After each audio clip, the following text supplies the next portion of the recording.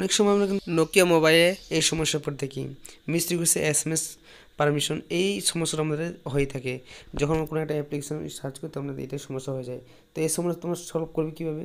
ঠিক আছে, এটা সলভ করার জন্য তোমার যে এটা মোবাইলটা আছে কি না, সেটা যে হোমটা আছে, সেই হোম বাটনের উপর একটু প্রেস করতে থাকবে।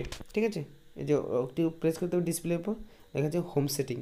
ঠিক আছে, এই হোম সেটিংয়ের উপর তোমরা কিন্তু ক্লিক করবে। দেখো এখানে কি আছে, miss request SMS permission please apply for permission first. ঠিক আছে, এটাতে কিন্তু আমার অন করা আছে। ঠিক আছে, তোমরা এটা কিন্তু অফ করে দেবে।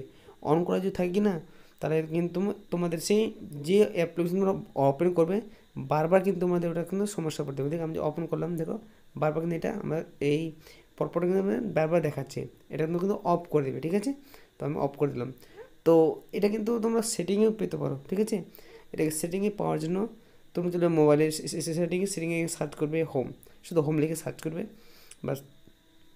হোম গেলার পর আমি হোম লিখে সার্চ করলাম, করার পর এখানে যে লেখা আছে allow home to screen relation when is rotate, এই লেখা আছে দেখো এখানে SMS মিসরিকুয়েট, এইটা কিন্তু অফ করবে। ঠিক আছে, অফ করে দিলে কিন্তু তোমাদের এইটাই প্রপার কিন্তু দেখাবে না। আর যে অন করা কিন্তু এটা বারবার দেখাবে, কোনো একটা অ্যাপ্লিকেশন তোরা ওপেন করবে কিন্তু বারবার এই অফটা দেখাবে। তো এই ছিল আজকে ছোট্ট ভিডিও, ভালো করে অবশ্যই লাইক করবে। ঠিক আছে।